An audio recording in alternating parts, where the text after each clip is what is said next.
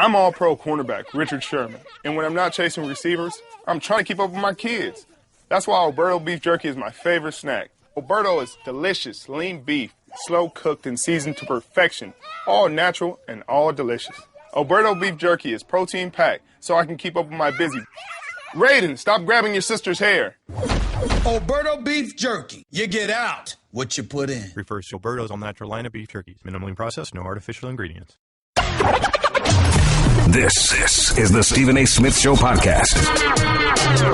I'm Stephen A. Good afternoon, everybody. Welcome to the latest edition of the Stephen A. Smith Show, coming at you as I love to do every weekday over the airways of ESPN Radio. That's 710 ESPN LA. That's 98.7 FM, New York City, and, of course, nationwide over the airways of ESPN, Sirius XM style, Channel 80.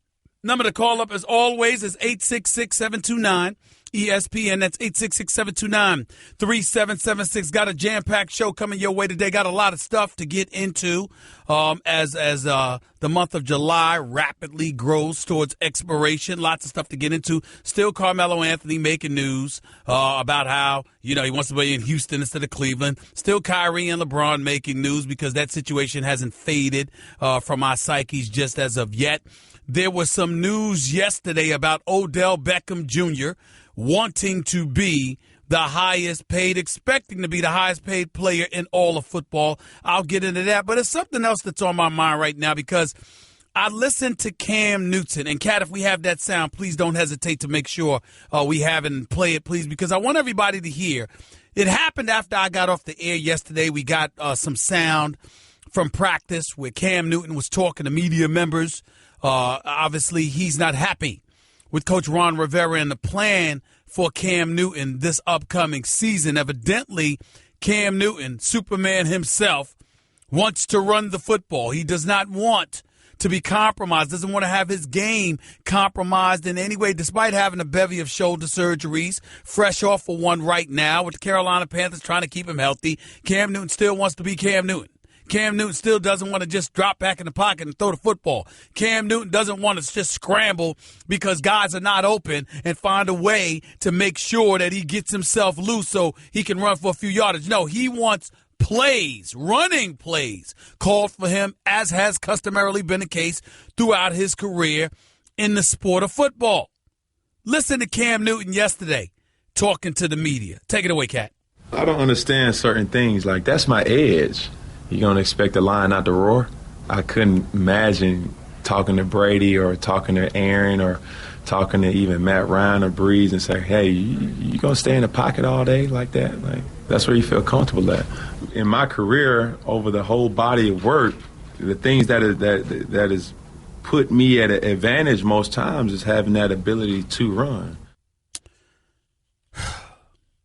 This is a hard subject for me to tackle because I'm a very, very big fan of Cam Newton. I think he's a stud. I love the fact that he won the league MVP a couple of years ago. I think he's lights out. I think he's big time.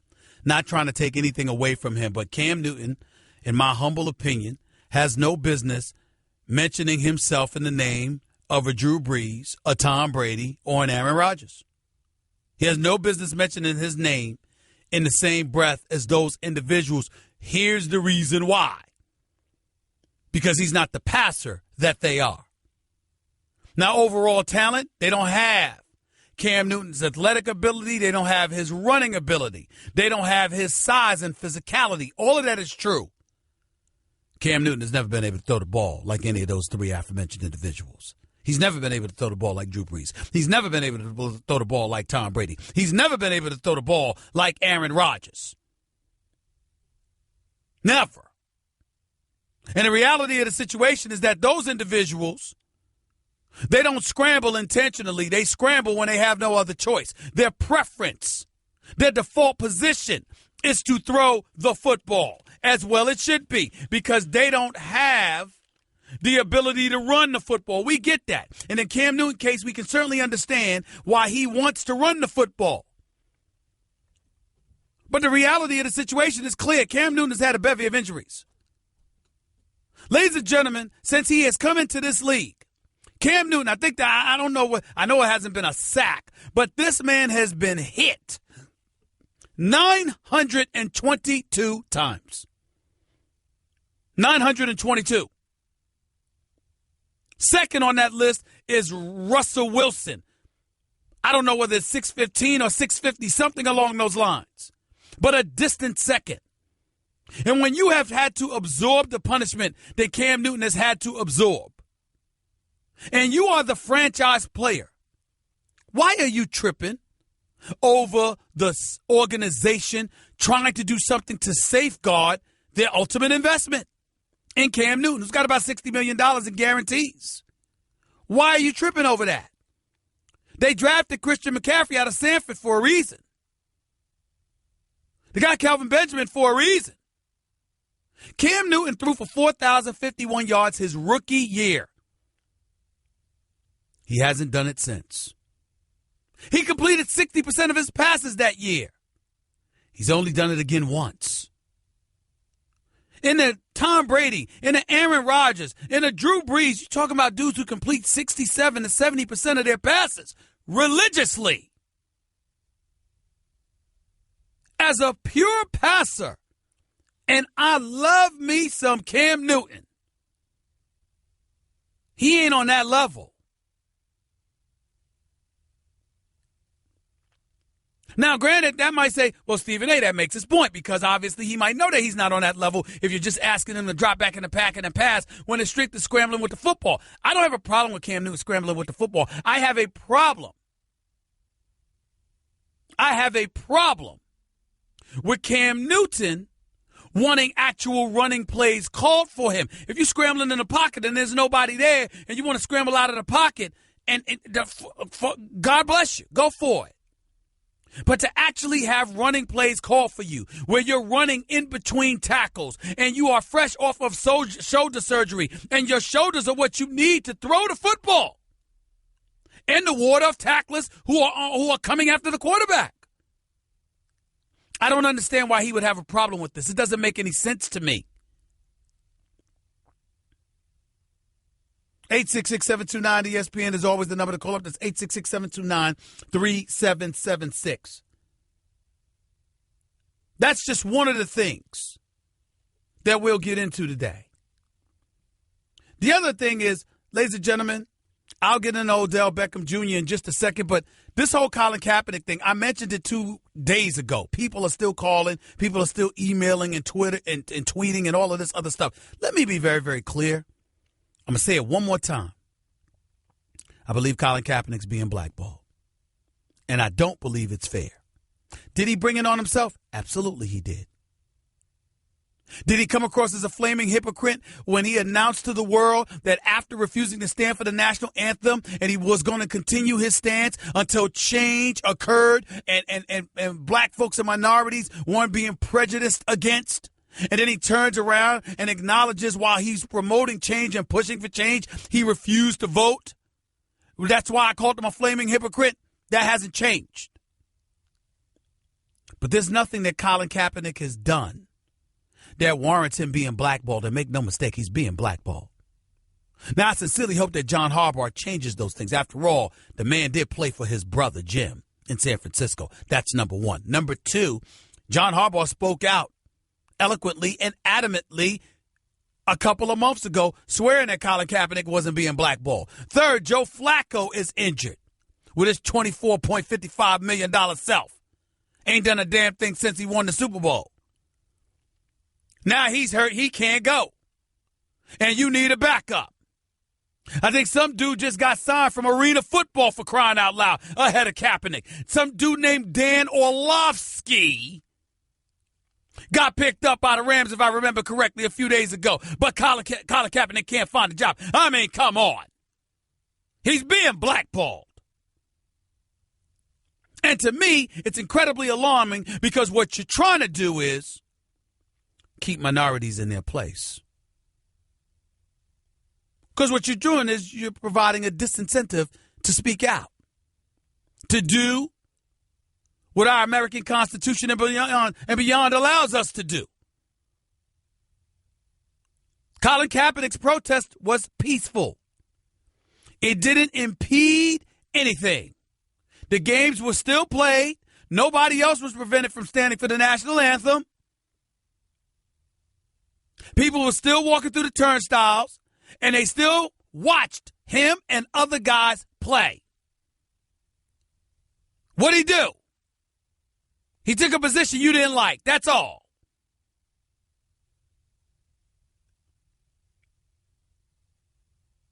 I wouldn't have handled it that way. No doubt about it. And I certainly wouldn't have been the damn hypocrite that he ended up being. But Colin Kaepernick does not deserve this. Don't tell me he's not good enough to be a backup quarterback in the National Football League. That's a travesty. Especially when you see some of these guys that are backup quarterbacks. Think about who's on that list, y'all. Trust you me. You'll know he's being blackballed when I read you off some of those names. Want to be a part of the show? Hit Stephen A. up weekdays from 1 to 3 Eastern at 866-729-3776. You're listening to the Stephen A. Smith Show podcast. Let me take a moment to read y'all the names of the backup quarterbacks in the NFL. You know, the league that Colin Kaepernick can't seem to find a job in, but folks want to swear that he's not being blackballed. Okay. Jimmy Garoppolo for the Patriots. Okay.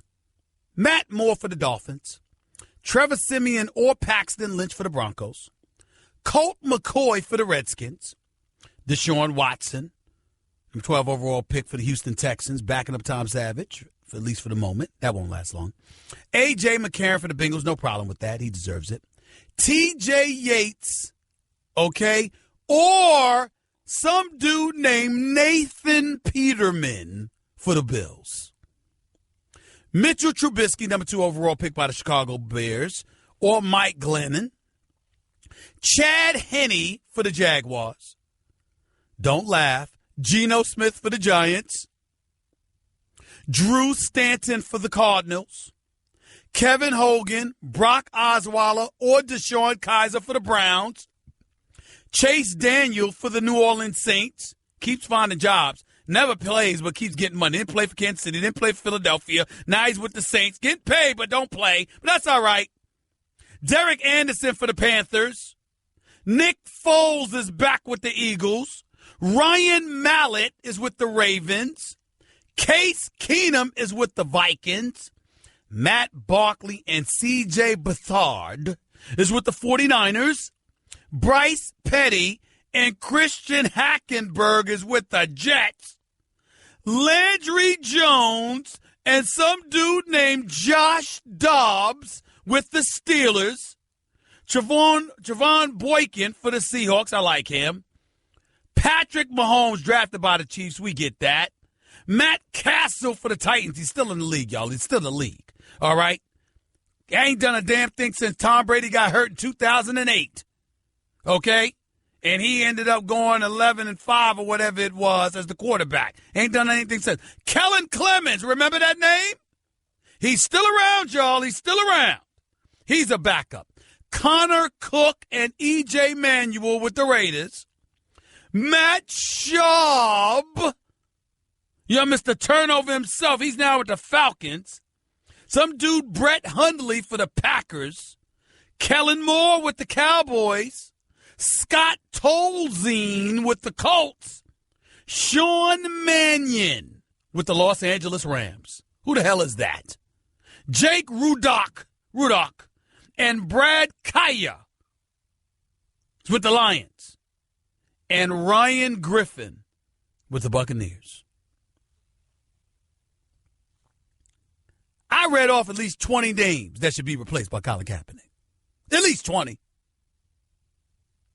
But y'all want to act like his refusal to stand for the national anthem has nothing to do with it. He's just 1-10. Couldn't complete even 60% of his passes, Stephen A. He was 1-10 with Chip Kelly's horrific San Francisco 49ers and all of that stuff. And let's not forget Trent Baalke. Let's not forget him. Thank God he's out of a job. Let's not forget him. We just want to act like Colin Kaepernick went 1-10. All by his lonesome.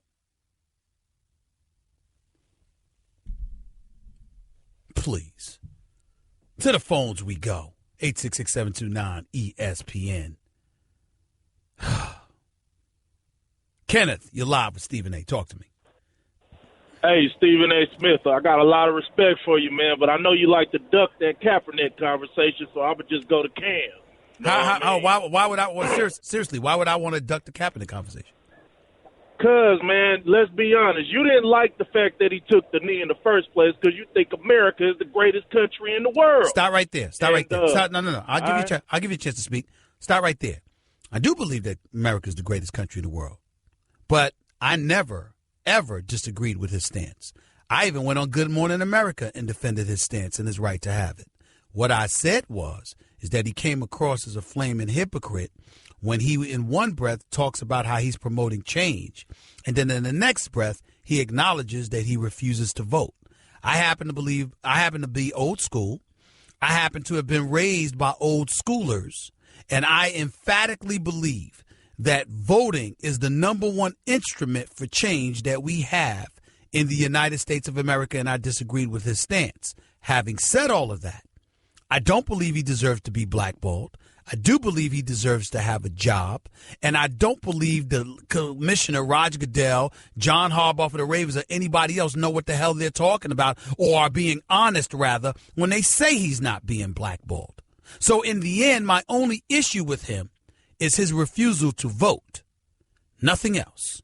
Go ahead. Okay, so my question is, yes, sir. What's more important, the stance that he took against the injustice against cops killing innocent blacks, or the fact that he doesn't have any confidence in the government system, which has proven not to do what it should do for blacks, which it allows others to do. You know what? That's Kenneth? You know what, Kenneth? I want to applaud you with that question. Even though I'm about to break it down, I really appreciate that question, my brother. That's a great question on your part, and there's nothing wrong with it. But allow me to answer it. My answer would be both. They're not diametrically opposed to one another, or they're not separate and apart from one another, Kenneth, because here's the reality of the situation. You can't make change by yourself, no matter who you are. There's a system in place that you have to conquer and overturn. You need a body of individuals in order to pull that off, to garner their support. And your actions have to be consistent. The same guy that you're defending in terms of his cause, which I totally and profoundly respect, is the same guy that once he opted out of his contract and forfeited the $12 million he was scheduled to make this season, decided once it was difficult for him to find a job that suddenly he was going to announce to the world that he would no longer kneel during the national anthem, that he would indeed stand, and as a result, he sort of changed his stance and modified his position a little bit because he recognized that without a plan and without the support that you need to execute that plan, it was foolhardy. And so all of those things come into play, and we can't ignore that. Now, you seem like a deep enough brother where you could ask the profound question that you just asked. Let's take into account our history with some of the individuals and the pioneers, particularly during the civil rights movement. As we've seen in movies and we've read in books and newspapers and beyond throughout our history, what we've learned is that everything they did from Selma and beyond, everything was orchestrated. Everything was planned. Everybody knew what their specific role was supposed to be because that was the way to provoke change. Colin Kaepernick didn't appear to do that. So his heart appeared to be in the right place as it pertained to police brutality and beyond, or brutality on the part of police officers and things of that nature. We get all of that. But even he modified his position, Kenneth, and even that you cannot deny. All right, I just want to say this. I just feel like not enough black leaders that are on television stepped up and helped the brother with his fight, because there would have been, because they changed the rules, so he had no choice but to say that he gonna follow the rules. I mean, I don't think if they would not have changed that rule, I believe that he is doing that. I think it's genuine. I think that he really does not want to stand for a country that's totally down for destroying his. Well, none of us do. But Kenneth, you're wrong. The reason why you're wrong is because you're implying that because we took issue with how he may have executed things, that we have problem with this man's soul. If I sat up there and told you I don't give a damn about Colin Kaepernick, he was wrong and that was that, of course you're right about that. I would be wrong to say something like that. When I talk about there was no plan or there was poor execution, it's not a crime to point that reality out if indeed it is fact, which it is. Now go ahead and make your point about Cam Newton, because I know you called up here for about that as well. Go ahead. That's right. My thing is, you said that Cam Newton has no place of speaking about Tom Brady, Aaron Rodgers, and Drew Brees. As a passer. Right. Okay. Right. Now, here's my thing. I'm talking about, okay, so as a quarterback, he could be mentioned in the same breath with those three you're saying. Sure, as a quarterback, overall talent, of course, but not as a passer. Oh, okay. Not as a passer. Yeah, you did say that. But yes. I'm just saying, man, I saw some passes in that 2015 season Kenneth, where he just Kenneth, you're going to start laughing because I'm about to jump all over you because you're trying to sit up there and pick and choose. Come on now, Ken. This man said, you trying to tell me, I mentioned Aaron Rodgers, Drew Brees, and Tom Brady, and what you going to tell me is a few passes? I saw a few passes from Cam Newton. That's your argument, bro? That's your argument? I mean, I saw a few passes from Matt Shaw back in the day. What that mean? Come on, Kenneth. You can't do that. You can't. Cam Newton, the bad boy, he ain't in that class. Let's call it what it is now. Guess what? You're in the middle of the Stephen A. Smith Show podcast. Damn it, I mean it. I was very, very shocked that I didn't hear from my peeps in Los Angeles, in the outskirts of Los Angeles, California, yesterday when I brought up LeVar Ball. I talked about how he's gained some traction.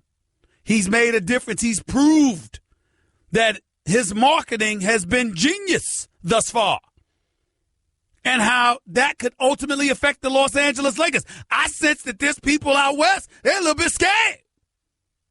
My peeps in L.A., they're a little bit scared.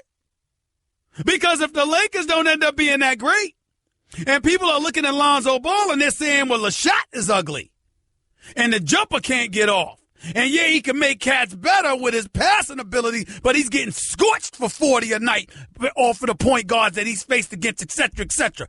I don't see a lot of peeps out there in L.A. speaking up. I'm just wondering. 866-729-ESPN is 866-729-3776. By the way, Odell Beckham Jr., love this brother. He's a superstar in this game. He's box office. But clearly, I believe the time has arrived for him to be drug tested. He needs to be put through religious perpetual drug test.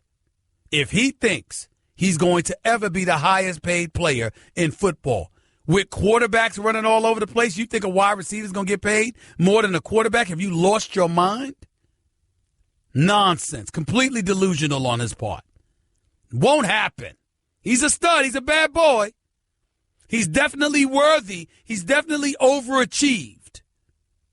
Let me take that back. Not that he's overachieved, but he's worth far more than his contract says he's worth. And the $5 million that he's going to get in that final year, he deserves more.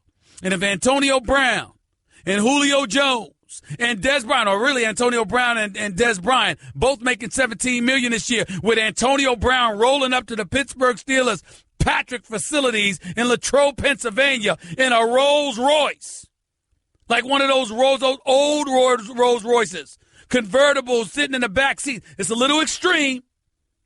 He wanted attention. He's going to get it. But I'm here to tell you right now,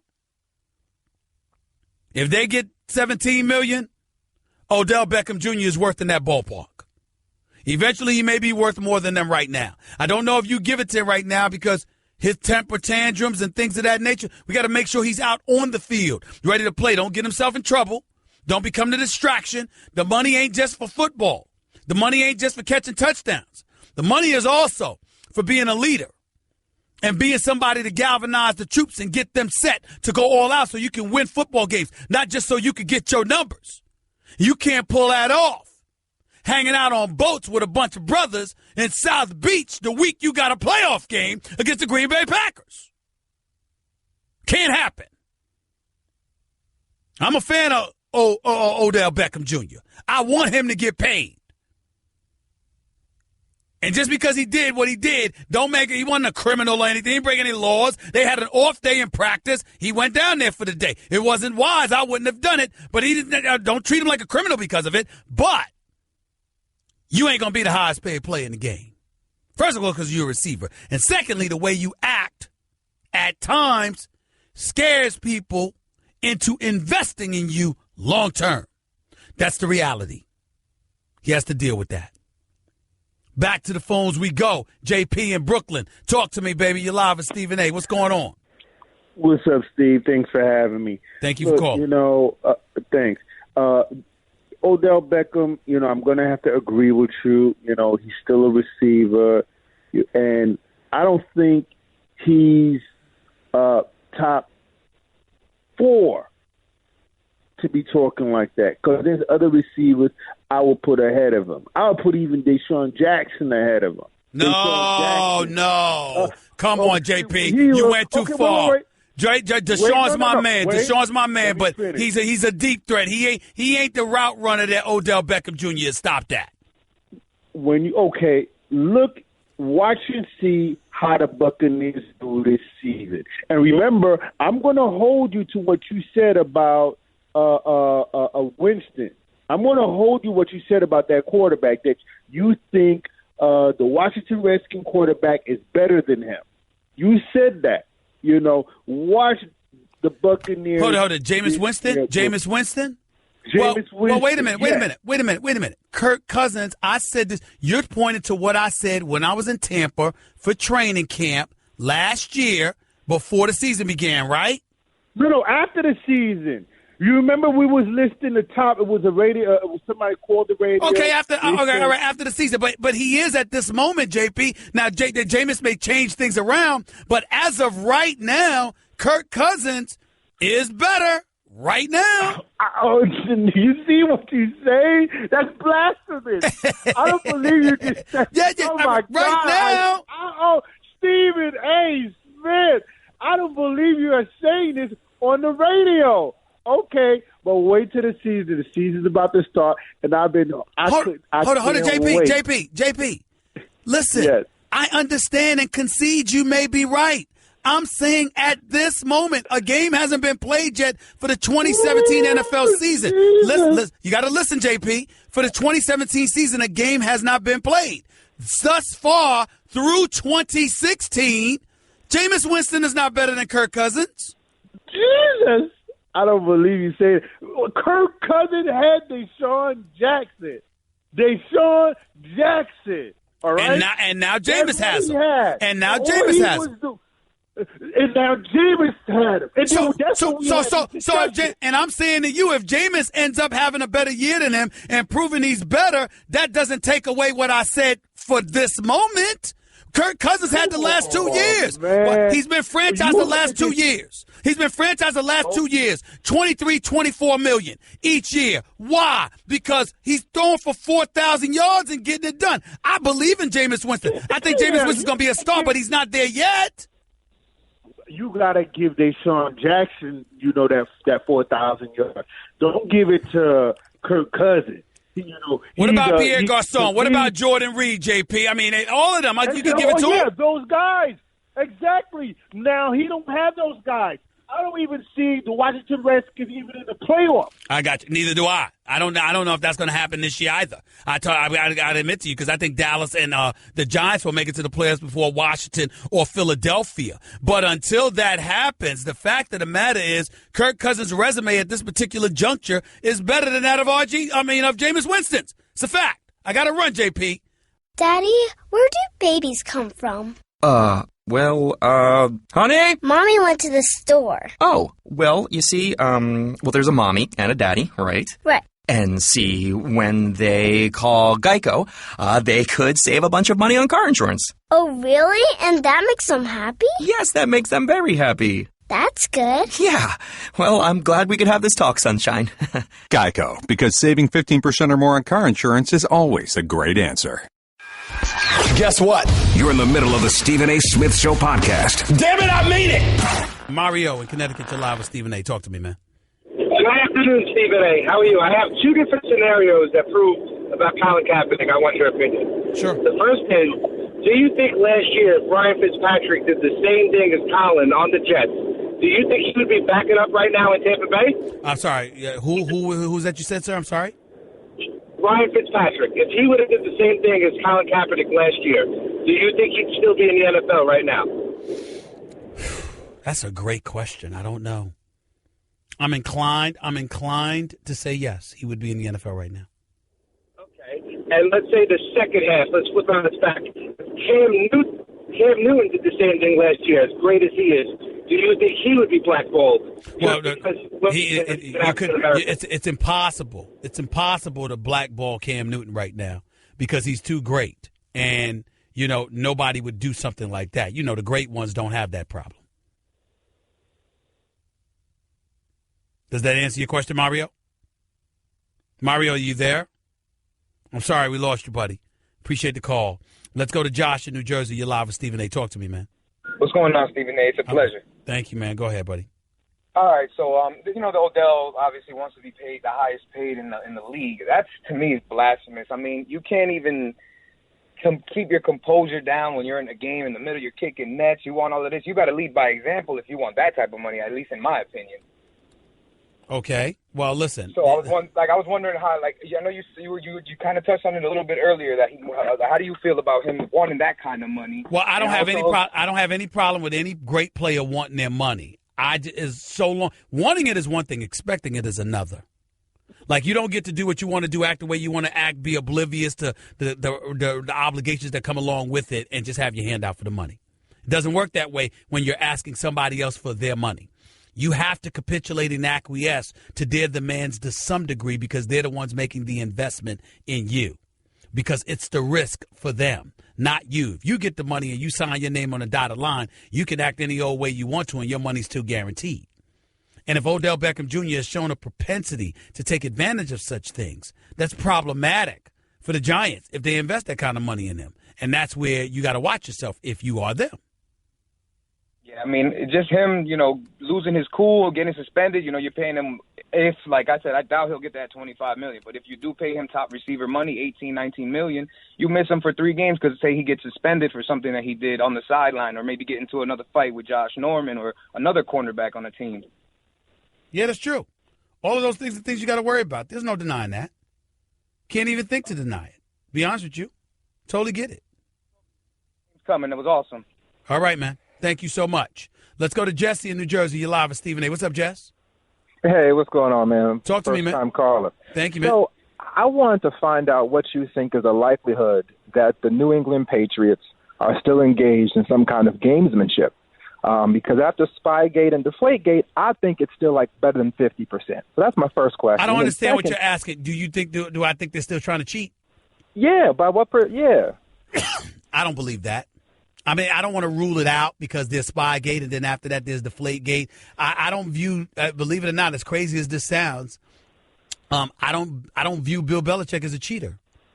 I look at it now. Spygate is Spygate, and there's no getting around that. But I know my man Carlton in Massachusetts will have a heart attack. If he's listening right now, he probably drove off the side of the road having a heart attack with what I just said. But when I think about Bill Belichick, I think about probably the greatest coach of the modern day era. I think about somebody who's a phenomenal football mind. And I look at the New England Patriots as an organization that will do everything they can to find out and expose every deficiency an opponent has to exploit it. And sometimes that goes towards that third rail. I view them that way, but I don't view them as flat-out cheaters. I just don't. I think they stretch the bounds on what's within the guidelines. But I think they stretch the bounds because they rely on your ignorance, not as a fan, but as opposing teams. They rely on, you trying to figure out what they do.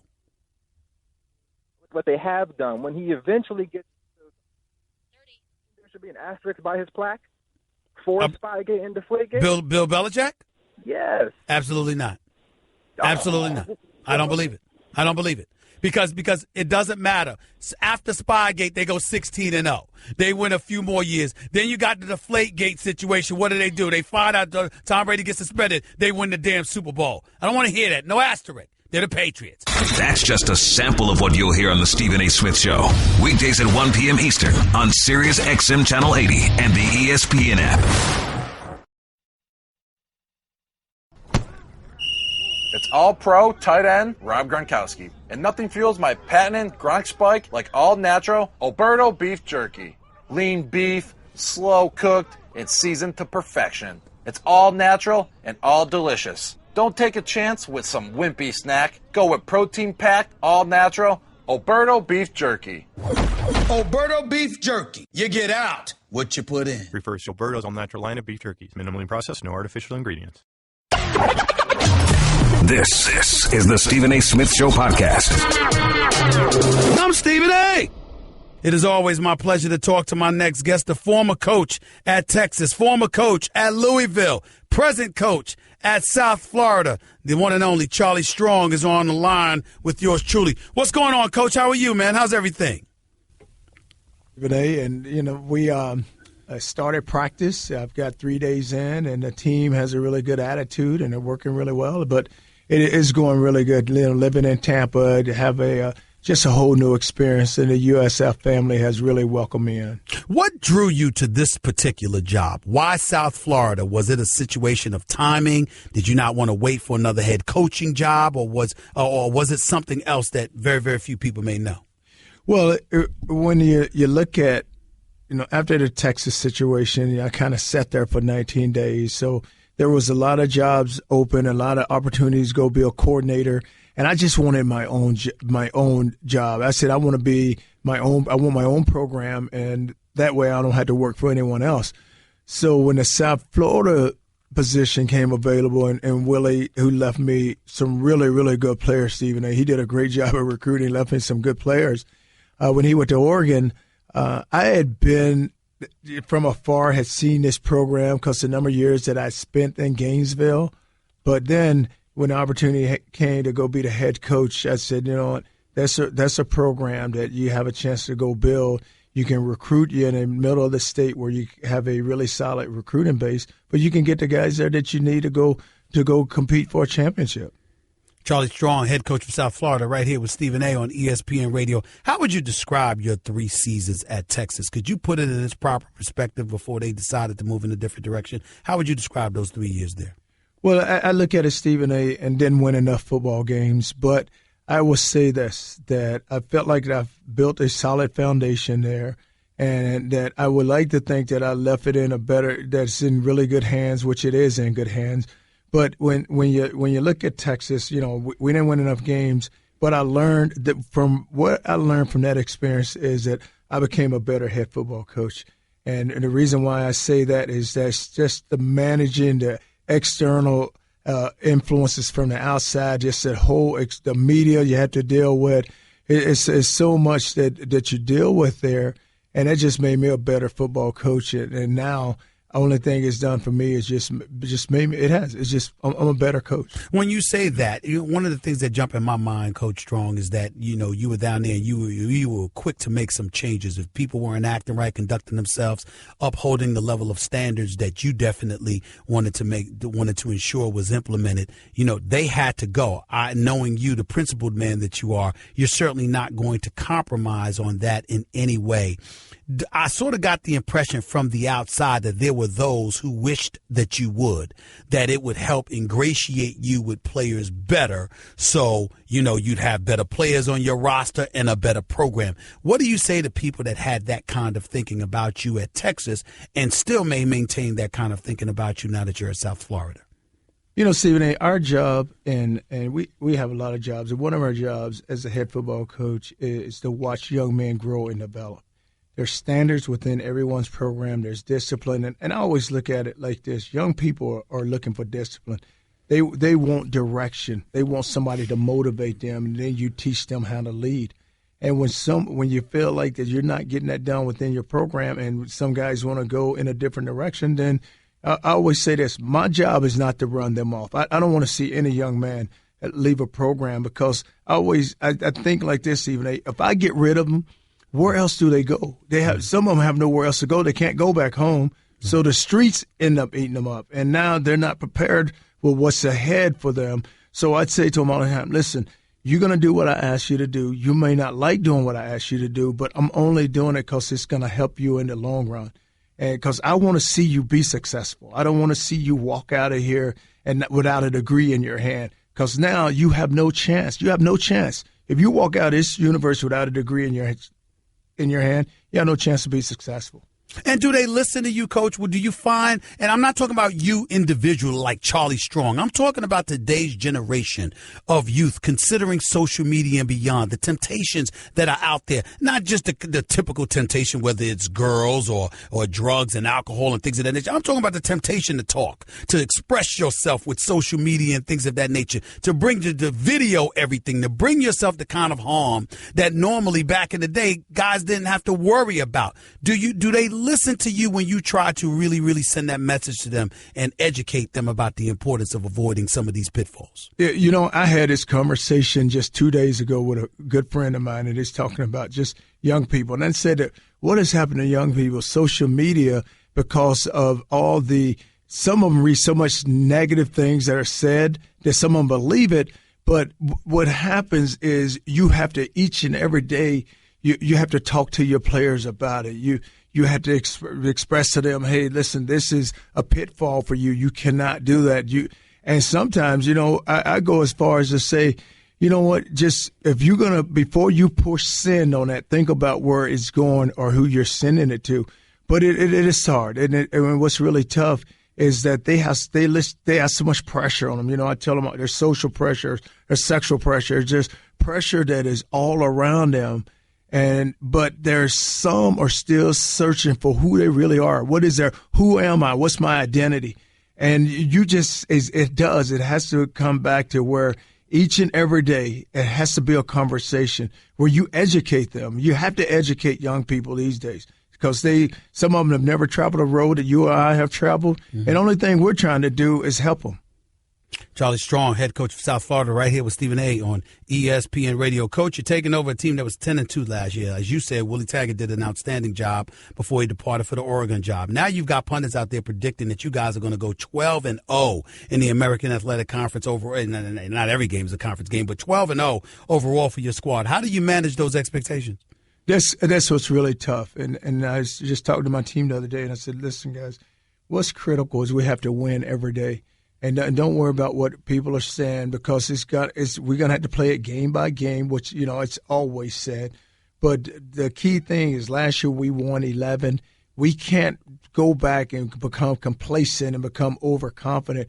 We still have to grow because that's the first time we won 11. So it's not like each and every year that we're pulling that cash register and 11 wins are coming out. So now it's more about us making sure that we manage those expectations, but guys look to improve each and every day. I'm thinking about this kid, Quentin Flowers. Everybody's talking about him potentially being a Heisman candidate this year. He's a senior. He's returning. Obviously, he's your quarterback. How do you feel about him now that you've had an opportunity to be around him, talk to him, watch him practice a little bit? What are your thoughts about this kid? You know what? I love Quentin Flowers. And the thing about him is that he's a guy that leads by example. He doesn't need anyone boosting him. He doesn't boost himself. But just how he goes about it, the players respect him because of who he is. Now, he's got enough guys around him, and I told him, you don't need a shoulder. You don't need to put this team on your shoulder. You're going to have enough guys around you that's going to help lift you up. So I said that, you look at the wide receiver, Dearness and Tice are two seniors for us. I mean, at running back, at wide receiver, I got two big ones in Bronson and Valdez, two guys outside. Solomon's a really good, solid player for us. And the offensive line is anchored by Ruff, and he's been there for a while. And then Jeremy Hall's another solid player with Norman. But the thing we have to get better at, Stephen A., is over on defense because defensively is where our struggles were. And we got to play better defense. And it's a confident thing. It's right now is more confidence than anything. And so defense, you look at it, it's a challenge. It's about disruption. It's about making sure that guys that are out there understand and they execute what is called. Now, I got a senior in Augie Sanchez, who's my middle backer, has a chance to become the all-time leading tackler. But even up front, I got three seniors with Love, with Sanat, and with Hector. You know, those are three seniors. And even in the back end with Abraham, I have some guys that are really, really Nichols is another one that are really solid players that only can make us better if we just go out and challenge it each and every day. Coach, I know you talked about it being an issue of confidence, but you did surrender 31.6 points per game last year. That is not good. And defense is your signature. Specifically, how are you going to go about rectifying that situation? It's not just about getting guys to believe in themselves. I know that's important, but it can't be just about that. No, it's more than that, and it's more about just playing together. And a guy has a job to do, go do it.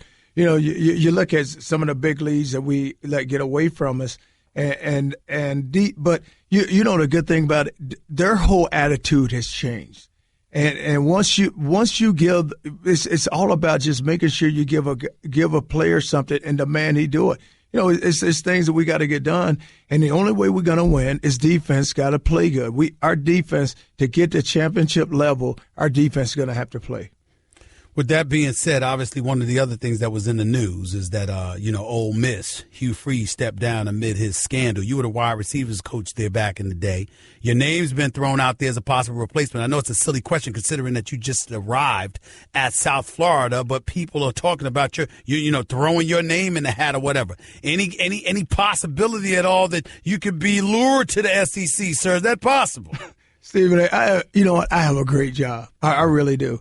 And I'm in a city that I'm very familiar with. I'm at a university that really supports us. So only thing I want to do right now and what I want to really focus on is just getting this team to the level and getting it to a championship level. Charlie Strong, always rooting for you, my man. I really, really appreciate you making time out of your busy schedule. I'll be watching you throughout the year. Good luck to you and your program, buddy. All right, and thank you. Really appreciate you having me on. Not a problem. The one and only Charlie Strong, head coach for South Florida, right here with Stephen A. Give Stephen A. piece of your mind. He is sorry. Call him weekdays from 1 till 3 Eastern. I mean, just trash. At 866-729-3776. You're listening to the Stephen A. Smith Show podcast. Back to the phones we go right here on the Stephen A. Smith Show, ESPN Radio. Thanks again to Charlie Strong, head football coach of South Florida, former football coach at Texas. Didn't win enough games, just like he said. They bounced him out of there. He landed on his feet in South Florida. They're projected to go 10-0 after Willie Taggart went 10-2 last season. We'll see what he does. We wish Charlie Strong nothing but the best. To the phones we go. Dante in L.A., you're live with Stephen A. What's going on? What's going on with you? Talk to me, Dante. What's up? I was calling about the Lakers and the Lonzo Ball situation. Go ahead. I think they're not going to the playoffs, but Lonzo Ball will take them a lot further than they went this past year. Okay. Lonzo will give them an extra 10 wins. Well, you know what I'm asking. You know what I'm asking. I think that the Lakers, I think they can win 30 to 35 games this year. But you know what I'm asking.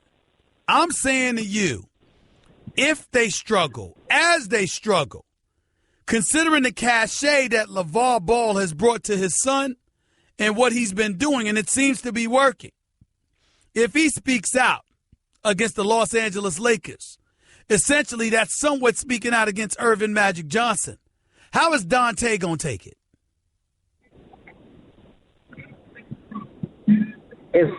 It's what it should be. There's nothing wrong when you put yourself in situations to be criticized. That's what comes with the territory. Yeah, but that's his son. But that's his son. That's his son, Dante. What if he's coming to the defense of his son at the expense of the rest of the Los Angeles Lakers? How are you going to feel about that? I feel in that situation, then it'll come to a head. But okay. Lonzo, he's been handling everything to this point. I truly believe Lonzo is a lot stronger than what people say, and I watched you say and others say he needs to come out, but I don't think he's ever going to come out because his dad is his shield. It's like a shield for him. Okay. All right. You might have a point there. It'll be interesting to see what happens. Appreciate the call, man. Thank you so much. Drew in Randall's Island. You're live with Stephen A. What's going on, Drew? How are you? Hey, Stephen A. How you doing? On Kyrie, I'm shocked. I mean, I'm stupefied that so many Knicks fans seem to be hemming and hawing and worried about his defensive liabilities. I mean, have they been watching the past 20 years of the desert that it's been the Knicks basketball? I'm not gonna lie. I'm not gonna lie to you. I haven't heard that. I haven't heard anybody walking the streets of New York City and beyond. I haven't heard a single soul that said they don't want Kyrie Irving. Not well, one. I've heard hosts on this station say that he's not enough of a defensive player. He's not a two-way guy. I mean, do they think that players like Scottie Pippen and Kawhi Leonard grow on trees? Those guys come around once every who knows how long. I mean, to be that picky is crazy. I mean, if you first of all, you can't compare him to when Melo came or when Steph Marbury came. Don't compare them. Don't compare Kyrie to that. Kyrie has already shown. He's played in 3 finals. He's won a championship. He's already shown what he can do in the ultimate clutch situation. Those guys, you couldn't even say that about them. Well, here's the deal, Drew. Here's you went in a roundabout way. You said something, but you're not going to say it as clear as I'm saying it. There has not been a champion on the Knicks roster. Okay, yeah. Since Jason Kidd was there. Well said. It hasn't been a champion on the roster, which explains. Jason Kidd and Tyson Chandler. And Tyson Chandler don't really count. He's the big man. He was a center. He's a defensive whiz. All good. But Jason Kidd, listen, when the Knicks won the Atlantic Division for the first time in 13 years with Mike Woodson as the coach, with Melo as the star, Jason Kidd was in that locker room. Jason Kidd was on that court. Now, he couldn't hit a shot to save his life come postseason time, but his leadership and floor generalship certainly helped the New York Knicks win more than their share of games. And that was a big, big deal. And to me, anytime you can get a champion on your squad, particularly a champion that averaged more than 25 points per game, I don't think you turn that down. No, and I'll let you go, Stephen, but I wanted to get your opinion and whether you agree with me on this. I feel like short of letting KP go, you get Kyrie here no matter what it takes. Whatever the price is, basically, you pay it as long as you can keep KP and have both of them playing together. That's how I feel. I will say this. I want Kyrie. I'm almost there with you. But if Cleveland wants the next 3 first-round picks, I don't want to do that. But if they want Melo in a pick, if they want Melo a player in a pick, I'm all for it. You're dead right. All right, man. Take it easy. Let's go to Rich. You're live with Stephen A. What's going on, Rich? How are you? Hello, Stephen. How are you doing? First off, I just want to say I've been listening to you for a long time. I respect the work that you do, but we're going to have a difference of an opinion right now. Sure. That's what it's all about. Colin Kaepernick. Yes, sir. I don't believe truly that he's being blackballed. Mm-hmm. Maybe to a 60-40, just a little enough.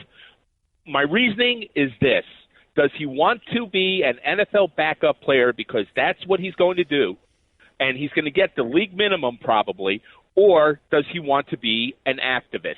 You need to get him on your show and point blank ask him that question. Well, let me retort to that, Rich. We're not far off. You're 60-40, I'm 50-50.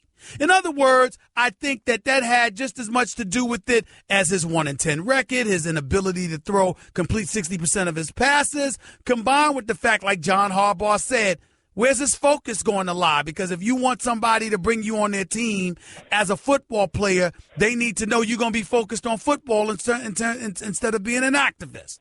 That's fair. But the flip side to it is that don't act like what he did and the vitriol and venom he stirred up by a lot of folks out there who were insulted and they misconstrued him refusing to stand for the national anthem as insulting our military. Colin Kaepernick specifically came out and said his stance was in no way directed at the men and women in our military fighting for this country. It was to bring attention to racial injustices, police brutality, and things of that nature that were taking place in this country and still are to a large degree. That's what he was pointing to. And you have people who are in an uproar because of it. And in my opinion, Rich, they're trying to hide behind what their interpretations of what happens instead of dealing with what's real. He protested for that reason. They hated the fact he did it, and they're holding it against him. They know that what he meant by it. They're trying to change the definition or the purpose of what he was doing. They just hate what he did, and they want him to pay for it. And I agree to that, but I still think that him getting another job, he's still going to be the headache. He's still going to, bring his social activist stuff. Rich, can I ask you a question? Because he needs the NFA. Rich, listen, these are questions I'm asking you. I'm not grilling you like you're wrong. Let me ask you this question. What kind of headache did he really cause you if you're an owner? Tell me what that headache would be. If I'm an NFL If you're owner, an NFL owner, tell me what the headache. He did. He played in the game. He showed up to the game on time. He didn't block anybody from watching the game or anything like that. During the national anthem, instead of standing, he kneeled. Tell me what real headache he caused you, Rich, in a society where your First Amendment privileges, your constitutional rights come into play, and everybody understands the freedom of speech element that comes along with it. Tell me what exactly did he do to cause Rich a headache? All right, here you go. I'm going to put on Jerry Jones' hat right now. Fair, that's fair. When you play for me, okay, I don't care what your stance is. But once that national anthem goes on, you leave your activist stuff at home. You will stand at attention. You don't have to have your hand over your heart. You take your helmet off, and you play for me if you want a job. I'm your owner. I'm signing your check. Do not do that. Hey, Do Rich. not ruffle feathers. Hey, Rich, before I let you go, that's your stance, even though the NFL encourages but does not mandate that you stand for the national anthem? Because the NBA mandated it, essentially. The NFL did not. So that's your stance, even though he plays in a league that acknowledged publicly they encouraged but did not demand nor mandate. That's still your stance? As an owner, and if he signs for me, yes, you can be the activist. Even though the league that you preside over, even though your league doesn't mandate it, you're saying you would. Correct? I would say, as an owner, I would. Too many people died for that flag and that right. Okay, listen, I disagree with where you're coming from, but I respect your honesty. Because you're basically saying you'd go against the league mandate. I'm saying as an owner, you have now the power to influence the league mandate. You would have a stronger case if you simply went to the league office and say, modify that rule. Everyone stands for the national anthem. That's our rule, and that's that. But if the man didn't violate the rule, Rich, I find it hard that you could take that stance, but I respect it. I understand. 86672. Appreciate the call, Rich. Guess what? You're in the middle of the Stephen A. Smith Show podcast. Damn it, I mean it. Brandon in L.A., you're live with Stephen A. Talk to me. Hey, how you doing, Stephen A? I'm good. I just feel it's a little irresponsible for you to keep calling Cap a flaming hypocrite without stating what he articulated as to why he didn't vote, and it doesn't help him find an NFL job. Hold on, because I don't feel like it. I explained it 10,000 times. I'm not going to go over every single time Kaepernick's name comes up what exactly he said when I've done it 10,000 times. I've done it enough already. You're not a producer or editor of the show. Now, if you have a problem with my position, I am willing to entertain that. But being on the air for 2 hours, Kaepernick's name come up, I'm not going to remind everybody of stuff everyone's already know. The show has the story has spanned months. We have talked about Kaepernick's position over and over and over again. Everyone understands it as long as they haven't been living under a rock, and that is that. Now, what is your point about my position? That I am more than willing to entertain. I'm not gonna answer questions or talk about I'm irresponsible because I don't regurgitate for the 11,000th time what his position was specifically when I have done that over and over again. Go ahead. Okay, I understand that. Okay, I don't agree with your view on it because by you keep saying that, I feel like it hurts him getting a job in the NFL because they can say a prominent, well-respected sports analyst is saying he's a flaming hypocrite. So what makes us think if he comes in and interviews with us and says all the right things in the interview and we sign him, he's not going to be a hypocrite and do the opposite of what he said in order for us to sign him? Oh, I see. What you're saying, Brandon. You're telling me that as I'm hosting this radio show and as I'm doing my television show, that I am supposed to prioritize Colin Kaepernick's feelings over what I believe to be true. The fact of the matter is, I do believe he's a hypocrite when he sat up there and said all of those things that he wants to do, but then announced to the world that he doesn't vote. Because to me, the issue of voting is far more important than Kaepernick or any one individual. Voting, to me, is incredibly important. And I believe that anybody, and even if you're not going to vote, that's your right. I understand it. And there's various frustrations that come along with it. I get it. We've all exercised them from time to time in the black community. I get that. But to announce to the world that you don't vote, thereby encouraging folks on the come up to follow your lead, I have a problem with that. And I'm not going to change my stance, and I'm not going to change my position. I feel what I feel. And that is that. I'm not trying to hurt Colin Kaepernick in any way, but I'm not trying to help him. Not when it comes to the issue of voting, I don't agree with him at all. Zero. I understand, but you didn't agree with what he said. He didn't vote because he felt that one candidate was this and the other candidate was that. Yes. You didn't believe in their policies, so you didn't vote. Yes, because guess why? Somebody going to be president? One or the other. What's the lesser of the two evils? Pick one. That's the world we live in. You don't get what did our president? Were you a fan of President Barack Obama, Brandon?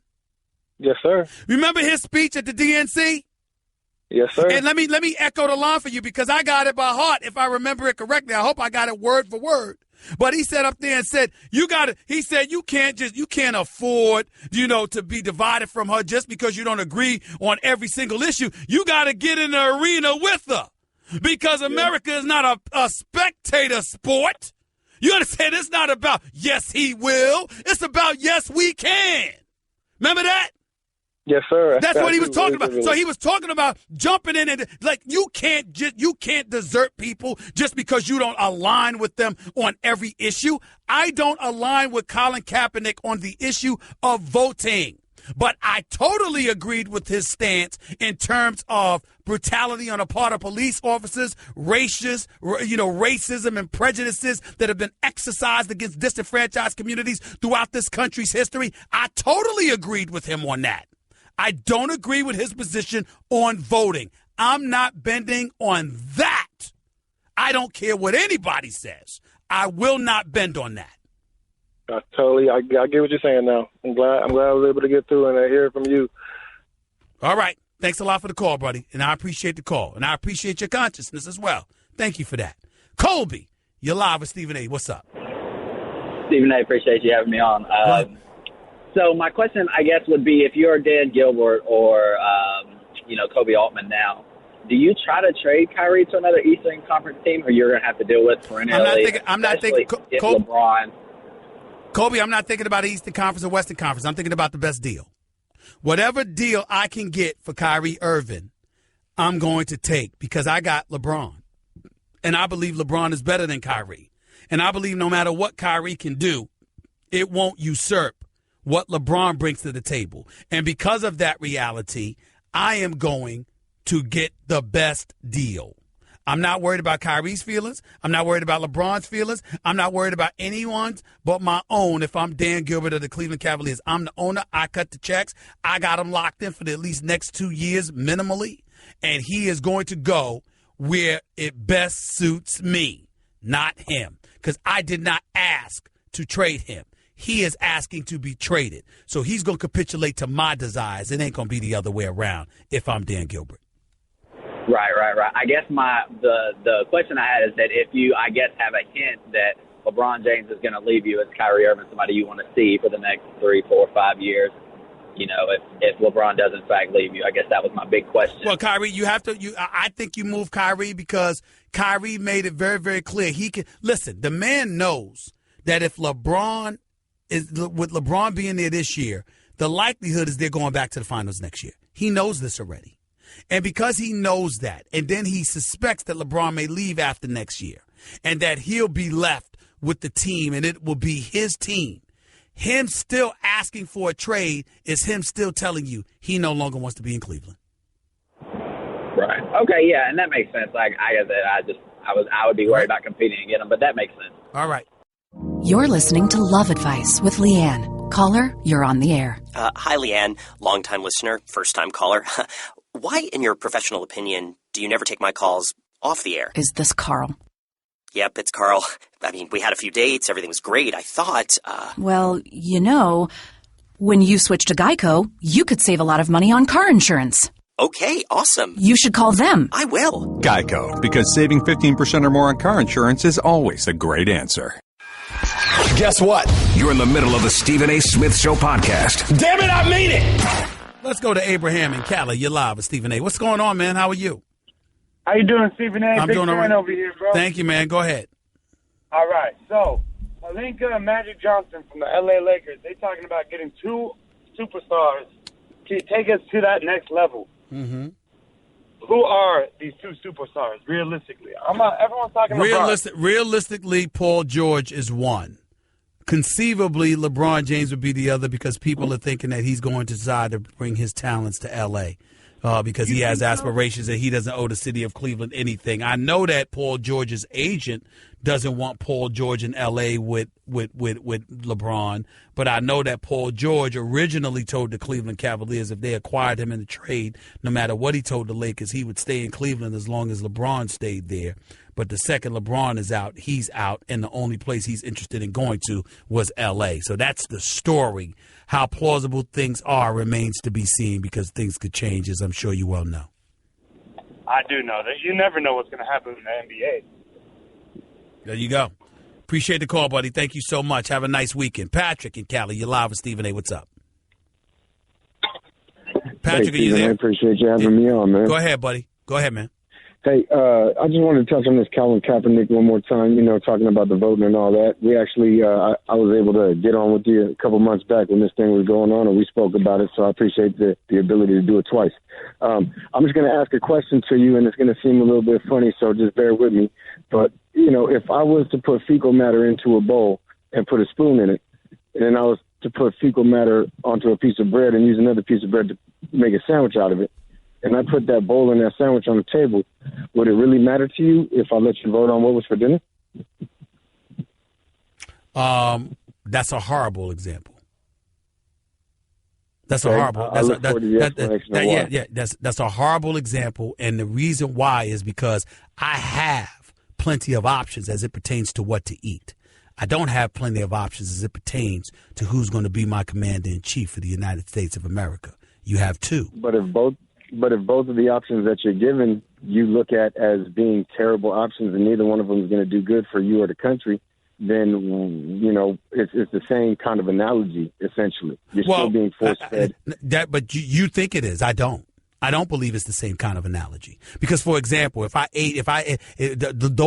of those choices are incredibly unhealthy choices. Whereas in this country, it's not a dictatorship. The presidency is not a dictatorship. There are things you can do, but most of which you cannot do. And the problems that our present president is having in terms of making sure things, legislative things come into existence, it's proving that because clearly, regardless of what he said he wanted to do and what he said he was going to do, he can't do it because he can't conjure up the votes. So knowing the kind of country that we live in, knowing how educated a guy like Colin Kaepernick is, to take that stance, to act like either or is just a horrible, horrendous choice with equal damage to the country, I must say is flat out ignorant. Well, but you have your belief and other people have theirs. Wait a minute. Options were. Oh, but Patrick, you asked me the question, though. See, that's where it gets tricky because you just called up and asked me the question, giving me the analogy or the example that you gave it to me. Why did you choose to do that? It's based on what I said because it's based on how I feel. Yeah. So my point to you is that I just gave you what I feel. So you can't sit up there and say, oh, well, that's him. Well, that's you. But you gave me that scenario. Why don't you give him that scenario? Well, if I had the ability to discuss with him, I would. I don't. And what does it say? And what does it? And by the way, Patrick, and I appreciate you calling. Thank you. But Patrick, let me ask you this real quick: why you haven't heard from Colin Kaepernick? Considering that he wanted to bring attention to an issue, that he wanted to give voice to an issue, now he's clearly and flagrantly being blackballed. As far as I'm concerned, why haven't you heard from him? Well, that's a question you'd have to ask that man. I guess for me to assume why I haven't heard from him. The only assumption I can make is that he's not doing it for self. You hear about him doing things like giving out suits in front of people that are going in front of parole board, giving out food in different areas and donating money and stuff. You hear about it, but you don't hear of it from him. Yes. So Okay. Why he chooses not to do that, if he chooses not to do that as a character, it shows something of his character, I would say. Listen, I'm not questioning the man's character. I'm simply saying that you came across it, meaning him, not you. You came across as a hypocrite when you went through all of that and then said to the world, you announced to them that you wouldn't vote. And when you say you're not going to vote, and that's the number one instrument for change as far as I'm concerned within this country, that and obviously money, the bottom line is that you dilute the potency of your argument, which he then proved even more so by coming out thereafter and saying he would no longer kneel for the national anthem. He would stand for the national anthem. Last time I checked, the complaints that he had, Patrick, you and I both agree, we haven't seen tremendous change that took place since a few months ago. He tackled that issue, but yet he once said he wouldn't change his position until change took place. Now he's changed his position. I think when he made that statement, I kind of took a breath for myself because, it's going to be a long time before that change that you're asking for happens. So, if you're I not agree gonna with you change there. But that's what he said, Patrick. I mean, I got to go. We could talk about this at another time. But all I'm saying to you is that's what he said. And we can't escape what he said and how it's inconsistent with what he actually ended up doing. And this is what I love about us, not just as black people, but as Americans and as human beings. We have such incredibly compassionate hearts because we're coming up with every excuse under the sun to make, when in fact, there is none. He messed up and may have messed up his future in the process. That's just a sample of what you'll hear on the Stephen A. Smith Show. Weekdays at 1 p.m. Eastern on Sirius XM Channel 80 and the ESPN app.